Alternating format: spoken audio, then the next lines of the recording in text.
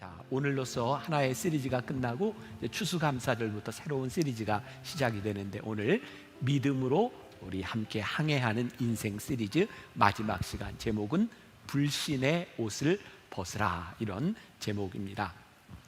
오늘 마지막 시간에 우리는 다시 한번 우리의 신앙이 믿음으로 올바른 항해를 하고 있는지 우리의 모습을 살펴볼 수 있는 시간이 되었으면 좋겠습니다. 아니면 우리는 불신 가운데 있는지 우리들의 모습을 보았으면 좋겠어요.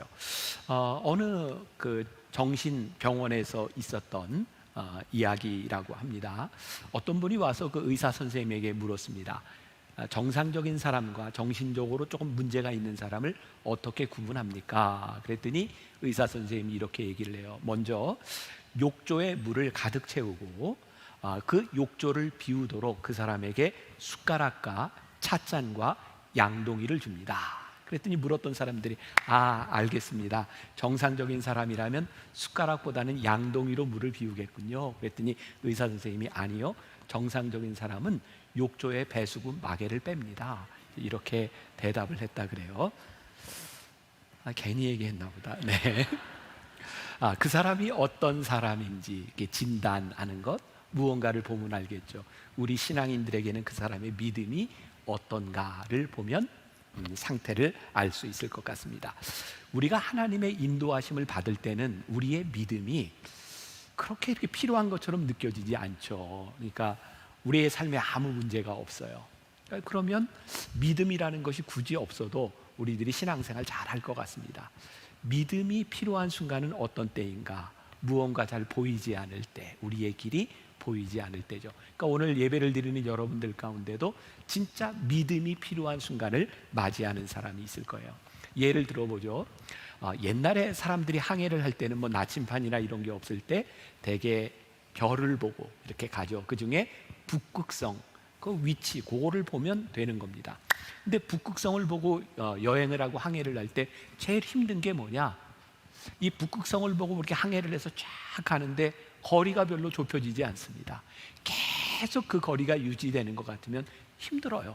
이거 내가 언제까지 가야 될까? 또 하나, 북극성이 낮에 해가 뜨면 보이지 않습니다. 근데 우리는 알아요. 거기에 있는 건 아는데 보이지 않으면 힘이 드는 거죠. 마치 믿음이 그렇습니다. 우리들 눈에 보이지 않고 사라져 버릴 때, 우리들이 생각한 기간이 다 지나갈 때 우리의 믿음이 굉장히 힘들어집니다. 우리만 그런가요? 성경에 있는 가장 중요한 사건, 여러분 창세기부터 요한계시록까지 중에 가장 중요한 사건 중에 하나를 들면 이스라엘 백성들이 출애굽하며 건넜던 홍해입니다. 성경에는 이 홍해를 건넜던 사건을 굉장히 중요하게 취급하고 있고, 또한 죽음에서 생명으로 넘어가는 그 기적을 상징하기도 하죠. 이스라엘 백성들이 출애굽해서 홍해를 건너고 그들은 40년 동안 광야를 유랑했어요. 근데 참 놀랍죠? 그 광야 가운데서 하나님이 많은 기적을 행하여 주셨습니다. 하나님의 약속이 분명히 드러난 것은 40년 광야 기간 동안 하나님의 역사를 통해서입니다. 그런데 동일하게 가장 분명하게 그 광야 가운데서 이스라엘 백성의 불신앙도 드러나고 있습니다. 자, 오늘 우리가 읽었던 민수기 14장은 이 부분을 잘 이해하려면 민수기 13장과 14장을 이렇게 다 보아야 됩니다. 여기에 어떤 구절이 나와 있냐면, 홍해를 건너서 광야를 지르는 이스라엘 백성들이 1년 만에 가데스 바네아에서 저기 가나안 땅을 정탐합니다. 모세가 12명의 정탐꾼을 보냈던 게 13장에 나와 있고요. 그 보고를 하고, 그 보고를 듣고 사람들이 화를 내고 모세와 아론을 죽이려고 하는 장면이 민수기 14장에 이어지고 있습니다. 바로 그 상황 가운데서 일어나는 일이에요. 민수기 14장은 하나님의 약속을 확인하는 시간이었습니다. 사실 하나님께서 가나안 땅을 정탐하고 오라라고 하는 것은 정탐하라는 의미가 아니라 내가 너희에게 주기로 한 그 땅을 확인하고 오라라고 하는 것이었죠. 그런데 하나님의 약속을 믿지 못했던 사람들은 그 땅을 정탐하고 와서 원망하고 불평했던 것을 보게 됩니다. 이 이스라엘 백성들의 눈에는 하나님의 기적이 눈에 보일 때는 하나님을 찬양하고 믿는 것처럼 보였지만 하나님의 공급이 끊어지거나 그들이 생각했던 약속의 시간들이 이루어지지 않으면 그들은 늘 불평과 원망을 했어요. 근데 이 모습을 우리의 삶에 그대로 적용해 보세요. 우리는 언제 감사하고 언제 원망하고 언제 불평합니까? 가만히 보면 사실 하나님을 믿는 그 믿음보다는 우리들에게 지금 어떤 일이 일어나고 있느냐에 따라 우리의 감사와 불평과 원망은 늘 이렇게 갈라지는 것 같아요. 오늘 본문 말씀은 이스라엘의 불신앙에 대하여 하나님께서 살아계시다고 하는 것을 분명하게 드러내는 장면입니다. 그런데 하나님의 살아계심, 하나님의 인도하심이 오늘 뭐를 통해 나타나고 있냐면 그들의 불신앙에 대하여 하나님이 심판하시겠다, 이 무서운 말씀 가운데 하나님의 살아계심을 증명하고 있는 거예요. 제가 말씀을 준비하며 보았던 이야기인데 1800년대 중반, 그러니까 1833년에 태어나서 1899년에 세상을 떠났던 잉거솔이라고 하는 미국의 무신론자가 있습니다. 그는 철학자였고 많은 강연을 했던 사람입니다. 그러니까 1800년대 중반에 강당에서 강의하는 것, 그런 거를 좀 상상해야 될 것 같아요. 이 사람은 무신론자였고 강의를 할 때마다 하나님은 없다고 늘 이야기하는 사람이었습니다. 그런데 어느 날 강의를 하다 그의 강의의 클라이막스에 이르렀을 때에 이 사람은 하나님께 도전합니다. 이렇게 이야기를 했다 그래요. 하나님이요, 나는 당신에게 5분의 시간을 주겠어. 내가 지금부터 5분 동안 당신을 저주하고 욕할 것인데 만약 당신이 살아있다면 나를 어떻게 하든지 하시오. 그리고 그는 5분 동안 입에 담을 수 없는 욕을 가지고 하나님에 대하여 저주하고 욕을 합니다. 5분 동안 아무런 일이 일어나지 않았어요. 그는 의기양양하게 사람들에게 이야기합니다. 여러분, 저를 보십시오. 이만하면 하나님이 존재하지 않는다는 증거가 분명하지 않습니까? 자, 영화의 한 장면을 생각해 보세요. 그때 저 뒤에서 한 신사가 나오면서 앞으로 나오면서 이렇게 이야기합니다. 나는 하나님이 계시다고 믿는 크리스찬입니다. 내가 감히 당신의 연설에 대하여 평가한다면 당신은 오늘 하나님이 존재하지 않는다는 것을 입증한 것이 아니라고 생각합니다. 단지 당신은 하나님과 아무 상관이 없는 사람이라고 하는 것을 많은 사람 앞에서 증명했을 뿐입니다. 내가 믿는 하나님은 당신의 자녀를 그냥 내버려 두시는 분이 아니십니다. 내가 잘못하면 징계하고 심판하시는 분이 하나님이십니다. 그런데 하나님은 당신의 그 말에 대하여 침묵하셨습니다. 하나님은 당신에 대하여 관심이 없으시다는 의미입니다. 여러분, 로마서 1장 28절에 보니까 이런 말씀이 있어요. 또한 그들이 마음에 하나님 두기를 싫어하며 하나님께서 그들을 그 상실한 마음대로 내버려 두사 합당하지 못한 일을 하게 하시고. 참, 이게 우리가 어떻게 설명해야 될지 모르지만, 제가 합리적으로 설명할 수 없지만 하나님이 버리신 사람이 있다는 거예요. 하나님이 택한 사람이 있다는 거예요. 하나님이 택한 자는 하나님이 그냥 두시지 않습니다. 여러분, 이스라엘 백성들이 하나님이 택하셔서 가나안 땅으로 인도하는 과정에 그들의 불신앙을 참으셨습니다. 그들을 버리지 않으셨어요. 그런데요, 참으시고 버리시지 않았지만 그들에게 분명히 심판을 얘기하시고 그들을 경고하고 계시는 것을 우리는 성경을 통해 보게 됩니다. 자, 오늘 본문 말씀 민수기 14장 11절 다시 한번 보세요. 이 말씀을 우리 같이 읽을 때 하나님의 마음으로 한번 이 말씀을 읽어보세요. 어떤 느낌으로 이 말씀을 하고 있는가? 자, 시작. 여호와께서 모세에게 이르시되 이 백성이 어느 때까지 나를 멸시하겠느냐? 내가 그들 중에 많은 이적을 행하였으나 어느 때까지 나를 믿지 않겠느냐? 굉장히 하나님이 답답해하고 계시는 거예요. 내가 어느 때까지 너희를 참아야 되겠느냐? 그들의 불신앙을 바라보며 하나님이 답답해 하시는 모습을 보게 됩니다. 자, 그 이재철 목사님이 쓴 비전의 사람이라는 책에 나오는 이야기입니다. 이 사하라 불꽃이라고 하는 책을 쓴 샤를 드 푸코라는 사람이 있습니다. 그는 본래 프랑스의 군인이었다고 합니다. 그는 어느 날 예수님을 인격적으로 만났고 사하라 사막에서 원주민들에게 복음을 전하다가 원주민들에게 살해를 당한 사람입니다. 그의 책에 보면 이런 질문이 있습니다. 그가 책에서 이런 질문을 했어요. 하나님을 믿는 그리스도인에게 가장 어려운 일은 무엇입니까? 자, 하나님을 믿는 여러분들에게 가장 어려운 일은 무엇입니까? 그는 책에서 묻고 자기가 대답합니다. 하나님을 믿는 그리스도인에게 가장 어려운 것은 하나님을 믿는 일입니다. 하나님을 믿는 그리스도인들에게 가장 어려운 일은 하나님을 믿는 일입니다. 하나님을 믿는 게 쉽지 않습니다. 우리들이 원하는 방식대로 하나님을 믿으려 하기 때문에 하나님을 믿는 것이 쉽지 않습니다. 그러면 우리들에게 들어오는 이 불신앙, 하나님을 믿지 않는 이 불신앙들은 왜 우리들에게 찾아오는 것일까? 저는 이 불신앙을 유발하는 바이러스가 있다라고 생각하는데, 불신앙이 무서운 것은 하나님의 분노를 유발하는데, 오늘 하나님께서 말씀하고 있는 어느 때까지 너희들이 나를 멸시하겠느냐, 하나님을 믿지 않는 그것에 대하여 하나님을 멸시한다고 말씀하고 있는데, 하나님은 인내하고 참으시지만 결국 믿음의 사람을 세우시고, 하나님이 인내하고 참으시지만 때가 되면 하나님이 심판하신다는 것을 분명히 우리들에게 말씀하고 있어요. 자, 민수기 14장 12절, 바로 그 다음 절입니다. 오늘 읽었던 본문 다음 절 한번 같이 읽어봅니다. 시작.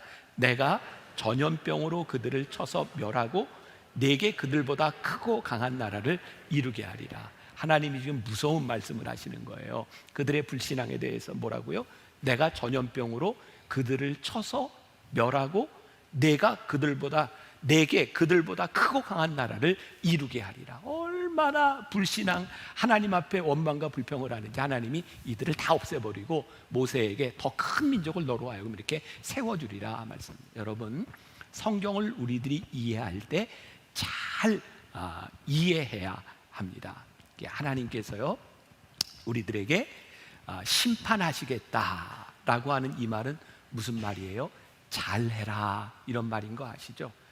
제가 가끔 설교하다가 여러분들에게, 여러분 좋은 말로 할 때 들으세요, 이렇게 웃으면서 이야기하죠. 그러나 이 말이 굉장히 무서운 말인 거 알죠? 이 웃음 뒤에는 좋은 말로 안 하면 나쁜 말로 할지 몰라요, 이런 말이라는 거. 돌아가신 저희 아버님이 저에게 늘 얘기하시던, 인격적으로 얘기할 때 들어. 그때 안 들으면 무슨 일이 일어나요? 비인격적인 일이 일어난다는 것. 우리와 관계되어 있는 하나님은 우리를 그냥 두시지 않는다는 거예요. 자, 여기 전염병으로 너희를 다 멸할지도 몰라 라고 하는 말을 우리들이 잘 이해해야 돼요. 저희 조카가 있어요. 저희 형이 미국에서 이제 회계사 변호사를 하다가 이렇게 한국으로 왔기 때문에 우리 조카 아이들은 오랫동안 미국에서 살다 이제 한국에 와서 처음 중학교를 다닐 때였어요. 이놈이 한국말도 잘 못하고 한국 문화도 잘 모르는데 우리나라에 이제 중학교를 처음 들어가게 된 거예요. 미국은 우리나라보다 학교가 좀 자유롭고 자기 표현들을 잘하죠. 근데 이놈이 아마 수업 시간에 뭔가를 이렇게 하고 있었던 것 같아요. 자기가 이렇게 뭐 수업과 관계없는. 그랬더니 선생님이 와서 우리 조카한테 그랬대요. 그래, 계속해라. 그랬더니 얘가 계속 했대요. 그래가지고 되게 맞은 모양이에요. 말귀를 못 알아들으면 맞는 거예요. 그죠? 자, 오늘 하나님께서 전염병으로 그들을 쳐서 멸하리라, 이 말씀은 뭐예요? 멸하시겠다는 말씀이에요? 아니요. 너희들 잘해라. 너희들의 불신앙으로부터 돌아오라는 말씀이에요. 하나님은 우리의 불신앙을 참아주시지만 고의로 불신앙을 고집하며 계속해서 나아갈 때는 참는 것으로 끝나는 것이 아니라 하나님의 심판이 있어요. 언제까지 우리들이 이 불신앙으로 살아갈 것인가? 제가 교회에서 우리 이제 사역자들, 우리 직원들에게 이렇게 강의할 때 종종 이런 이야기를 합니다. 사람은 누구나 실수할 수 있습니다. 저도 실수합니다. 그래서 실수하는 것은 얼마든지 용납해주고 익스큐즈 할 수 있어요. 그런데 그 실수가 몇 번 계속해서 반복되면 저는 그것을 실수라고 생각하지 않습니다. 그것은 반복되는 실수는 나태와 태만과 고의가 들어있기 때문입니다. 여러분, 우리가 하나님 앞에서 실수할 수 있다고 하는 것은 누구나, 연약한 인간으로서 누구나 실수할 수 있어요. 우리들이 언제든지 때때로 우리들의 신앙의 불신앙의 모습이 드러날 수 있습니다. 그러나 오늘 말씀이 무서운 것은 이 고의적인 불신앙과 반복되는 불신앙에 대하여 하나님이 진노하신다는 겁니다. 이 일은 하나님이 살아계셔서 우리 가운데 역사하고 계시고 우리와 관계를 맺고 있다는 이야기죠. 이 불신앙의 정체, 우리들에게 찾아오는 불신앙은 어디에서부터 찾아오는 것일까? 저는 이 두려움이 우리들 가운데 찾아오면 하나님을 향한 불신앙이 시작되는 것 같아요. 그렇죠? 갑자기 두려운 일이 생기면 우리는 하나님을 바라보기보다는 주변의 무언가를 생각하고 무언가를 의지하려고 하죠. 제가 말씀을 준비하면서 그런 생각이 들었어요. 지난 2년 동안 우리가 코로나19 바이러스 때문에 얼마나 많이 힘들었습니까? 근데 문제는 코로나 바이러스가 분명히 전 인류를 무섭게 힘들게 하는 것이면은 분명하지만 그 무서움보다 더 무서운 것은 코로나19에 대한 두려움이라는 거예요. 여러분, 우리가 조심하고 위생적인 것, 서로를 위해 배려해야 되는 것, 이거 굉장히 중요한 일이지만 우리들이 주의해야 되는 것은 분명하지만 두려움으로 인하여 두려움 가운데 빠지는 것은 옳은 일이 아니라는 생각이 들어요. 우리들 모두 다 그렇죠, 건강에 대한 염려들을 합니다. 그러나 건강에 대하여 염려하는 것과 건강의 염려증에 빠지는 것하고는 조금 다른 것 같아요. 저도 건강을 굉장히 많이 신경 씁니다. 왜냐하면 제 마음 가운데는 늘 그런 생각이 있어요. 하나님, 건강을 제 마음대로 할 수 있는 것은 아니지만 제 마음의 소원이 있는데 제가 살아있는 동안, 숨 쉬는 동안 제가 하나님의 일을 할 때 가능하면 건강하게 하고 싶습니다. 그래서 건강을 많이 신경 씁니다. 그러나 건강이 내 마음대로 되지 않습니다. 저는 그런 고백을 합니다. 하나님, 제가 죽을 때는 죽을 때가 된 거죠? 전 그렇게 믿습니다. 내가 죽을 때는 죽을 때가 된 겁니다. 여러분, 안 죽을 사람 한번 손 들어보세요. 다 죽을 거죠?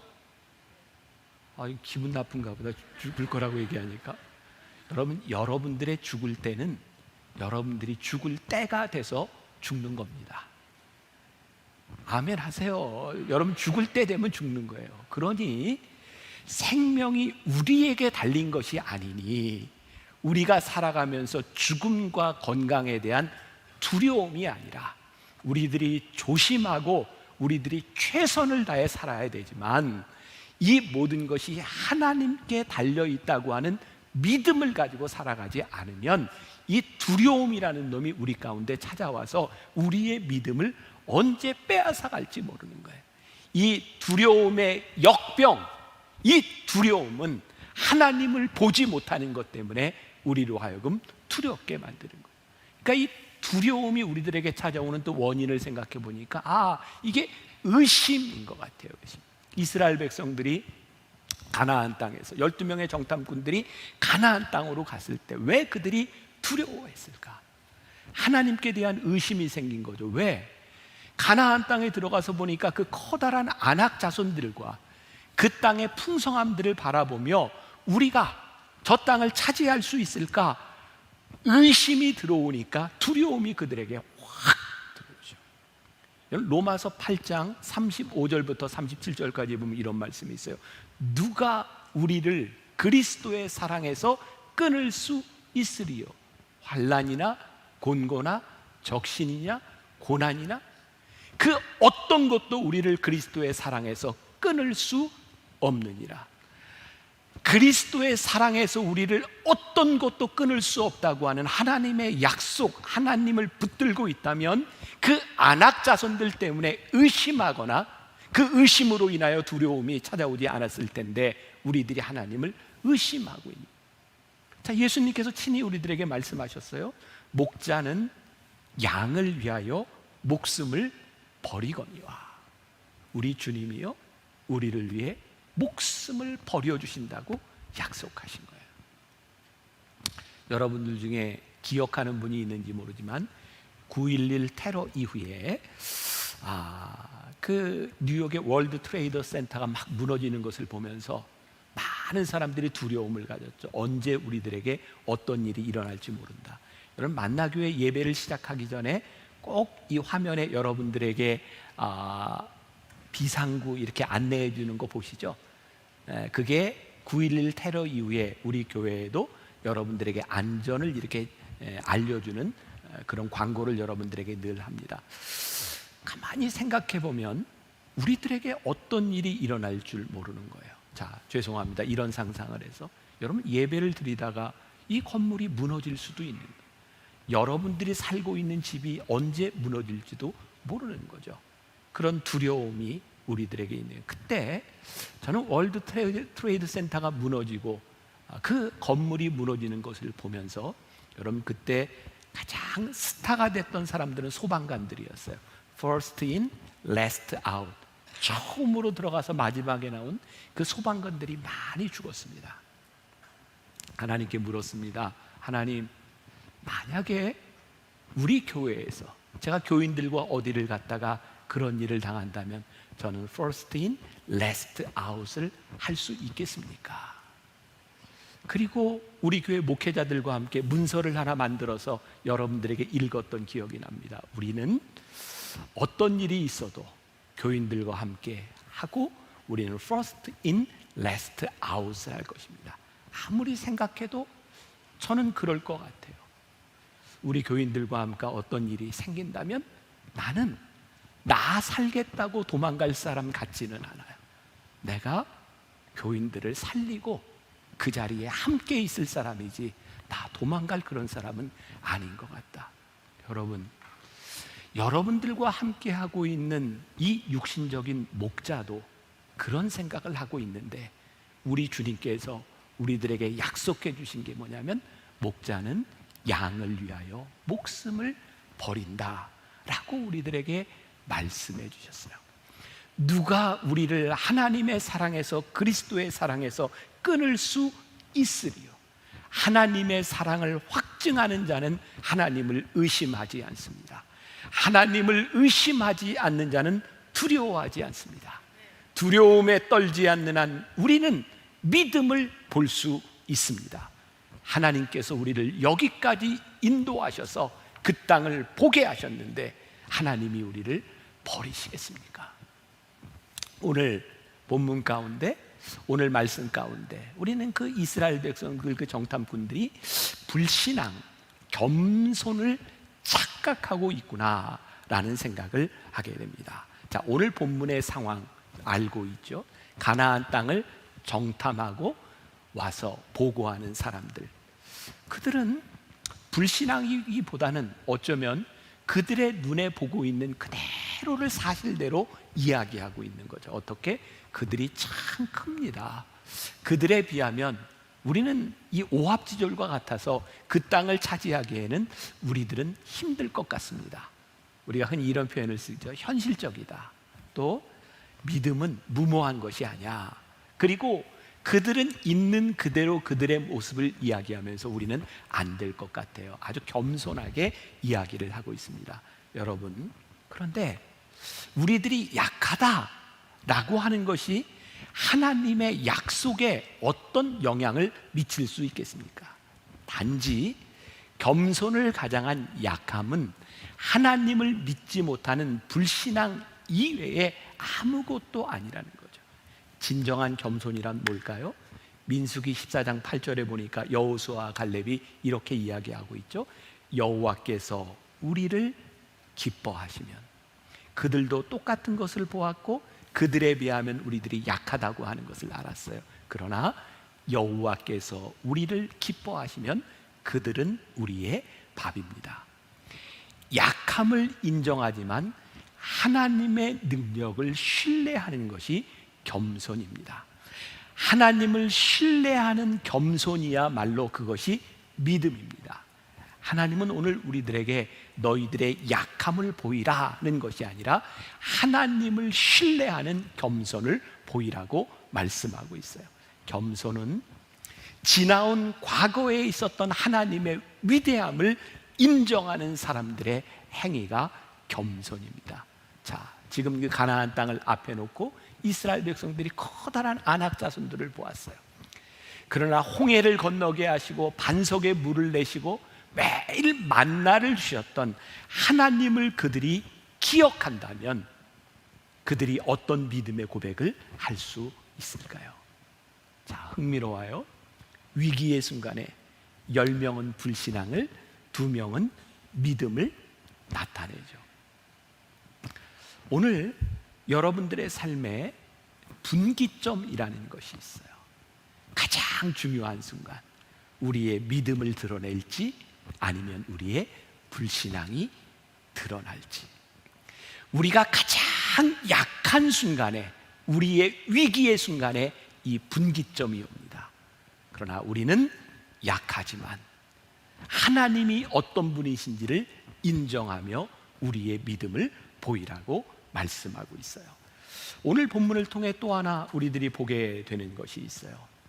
이 이스라엘 백성들이 하나님께 대하여 직접 불만을 이야기하지 않지만 모세와 아론을 죽이고 다른 지도자를 세워 돌아가려고 했던 거죠. 근데 하나님은요, 모세와 아론을 핍박하고 그들을 죽이는 것을 바라보며 그들이 나를 대적하고 있다라고 말하고 있어요. 자, 여기서 이제 여러분들이 오해하지 말고 잘 들어야 되는데, 이 말씀을 들으면 이렇게 이제 또 여러분 마음속에 상상이 되겠죠. 저 목사님을 대적하면 하나님을 대적하는 것이야. 제가 그렇게 설교하면 이제 여기서부터 이단으로 이제 빠지는 거예요. 근데 여러분들이 잘 기억해야 될 게 있어요. 이것은 단순히 사람, 아론과 모세, 여러분들의 담임 목사에 대한 그런 개인적인 일이 아니라 하나님께서 모세를 통하여, 아론을 통하여 하나님의 역사를 행하고 있는데, 하나님께 대한 불만을 사람에게 돌리고 신뢰하지 못하는 것이 얼마나 불신앙이 될 수 있는지를 보여주고 있는 것. 여러분, 우리의 믿음이 끝나면 지금까지 믿어왔던 모든 것들이 다 의미를 상실해요. 신뢰가 끝나면 지금까지 우리들이 신뢰해왔던 모든 것들이 아무런 의미가 없어요. 우리의 인생의 가장 힘든 이 순간 가운데 우리의 믿음이 증명되고 신뢰가 증명될 때 하나님의 역사를 우리들이 경험하게 되죠. 자, 제가 예를 하나 들으려고 하는데, 여러분들 만나교회 창립기념 때가 되면 영상에서 늘 보는 장면이 하나 있는데 천막교회 모습이 늘 나오죠. 기억나세요? 자, 만나교회가 이렇게 천막교회를 치게 된 이유는 본래 만나교회가 저기 압구정동에, 지금은 압구정동이 금싸라기 땅이 되었지만 그 당시만 해도 그렇게 비싼 곳이 아니었어요. 조금 황량하기도 하고, 거기 건물에서 이렇게 몇십 명 모이는 교인과 함께 처음 시작한 곳이 만나교회였어요. 근데 그 당시에 만나교회를 이렇게 처음 시작하신 김우영 목사님이 그 당시 한국교회에 굉장히 유명한 부흥사셨어요. 그러니까 연세든 분들은 기억하겠지만 옛날에 여의도 광장에서 막 설교하시던 뭐 조용기 목사님, 신영균 목사님, 그리고 김우영 목사님, 이렇게 대표적인 그런 한국교회 부흥사였어요. 그러니까 그 당시에는 부흥의 역사가 많이 일어났고 만나교회가 그 당시에 그 건물에서 금방 성장을 했어요. 그래서 교회 이름을 만나교회라고 바꾸고 그 당시에 교회 버스도 사고 교회가 막 성장하는데, 기존에 거기 있었던 교인들 중에 몇십 명이 나중에 들어온 만나교인들 몇백 명 다 나가라. 그것은 신앙에 대한 문제가 아니라 교회에서의 어떤 기득권에 대한 문제였어요. 우리가 주인이었는데 뭐 뒤에 들어온 사람들이 뭐 주인 노릇을 하는 것 같다.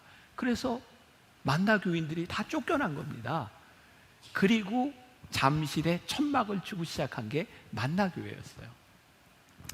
거기서 천막을 치고 시작했는데 진짜 교회가 급성장했죠. 그래서 옆에 있는 건물 3층을 사고 2층을 사고 막 부흥해 가는데, 그 당시는 그랬던 것 같아요. 그 땅에 86 아시안 게임 선수촌을 짓는다고 건물을 다 부신다는 거예요. 그때는 그냥 그러면 부셨던 것 같아요. 갑자기 졸지에 갈 데가 없어진 거예요. 그래서 교인들이 그 잠실 벌판에 릴레이로 그 맨바닥에서 철야 기도를 하고, 하나님 어떡합니까? 그때 저 송파에 이렇게 골조만 만들어 놓고 건축을 포기한 교회가 하나 있었고, 그 교회를 짓고 만나교회가 거기에서 굉장히 큰 부흥의 역사를 경험하게 되죠. 그리고 이제 교회가 분당으로 이사를 왔어요. 교회를 짓고, 그런데 빚이 많았어요. 그 10시 예배 이렇게 드리다가 우리가 얼마나 빚이 많았는지 빚 가운데 살았어요. 그래서 놀라운 사실을 하나 발견했어요. 빚이 있으면 빚 가운데 사는구나. 아까 10시에 깨달은 거예요. 그리고 우리가 빚 가운데 살았다고요. 얼마나 힘들었는지 몰라요. 근데 교회가 잘 성장하고 이제 문제가 없었는데, 문제는 제가 아들이니까 이런 얘기 할 수 있을 거예요. 다른 사람이 얘기하면 뭐 좀 디스하는 것 같겠지만, 저희 아버님이 목회를 잘 하셨는데 마지막에 그때 목회만 하시던 분이 교단 정치에 대한 관심을 가지셨어요. 그래서 감리교는 이제 감독이라고 하는 게 있는데, 그냥 이렇게 이제 투표 없이 감독이 다 될 수 있는 상황이 됐는데, 그 선거를 얼마 안 남겨놓고 뇌경색으로 쓰러지셨어요. 그리고 병원 중환자실에 이렇게 계시는데, 제가 그 중환자실에 갔을 때 놀라운 장면을 봤어요. 그 중환자실에서 아직 몸이 온전하지 않은 상태에서 저희 아버님이 병원 맨바닥에 무릎을 꿇고 기도하고 계셨어요. 그러더니 저에게 이렇게 얘기하시더라고요. 아마 내가 교단 정치를 하는 것, 감독이 되는 것 하나님이 원하시지 않는가 보다. 깨끗이 포기하자. 그때 그 교단 정치를 이렇게 도와주던 분들이 병원 중환자실 앞에 와서 저에게 했던 이야기를 제가 기억해요. 목사님, 휠체어만 타고 그냥 선거장에만 들어가면 됩니다. 뇌경색으로 쓰러져 계시는 분에게 휠체어 타고 선거장으로 가자고 했던 사람들.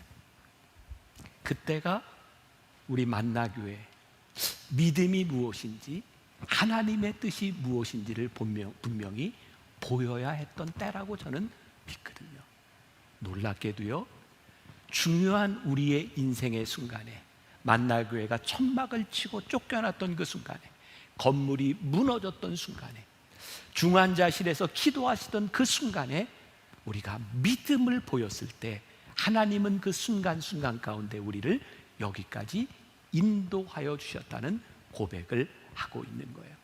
모르겠어요. 하나님께서도 인정하시겠죠. 지금까지 우리 만나교회의 역사 가운데 우리들이 중요한 순간에 믿음을 보이며 여기까지 왔다면, 오늘 여러분들의 삶에 그대로 적용한다면, 여러분들의 인생에 지금 가장 중요한 믿음의 순간, 인생의 분기점을 맞이한 사람들에게 오늘 믿음을 보이지 않는다면, 우리들이 불신앙의 길을 계속해서 가고 있다면 하나님께서 우리를 심판하실지도 모른다.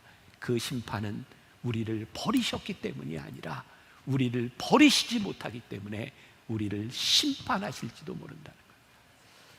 여러분, 이스라엘 백성이요, 그 가데스 바네아에서 홍해를 건너서 1년쯤 방황하고 가데스 바네아에서 정탐꾼을 보냈는데, 하나님께서 그것을 정탐하라고 하는 것이 아니라 그들이 이것은 너희에게 준 땅이야, 확인하고 오라는 거였는데, 그들이 믿음으로 고백했다면 바로 가나안 땅에 들어갈 수 있었을 텐데, 그들이 믿음으로 고백하지 못함으로 인하여 38년을 더 방황하다가 가나안 땅으로 들어갔다.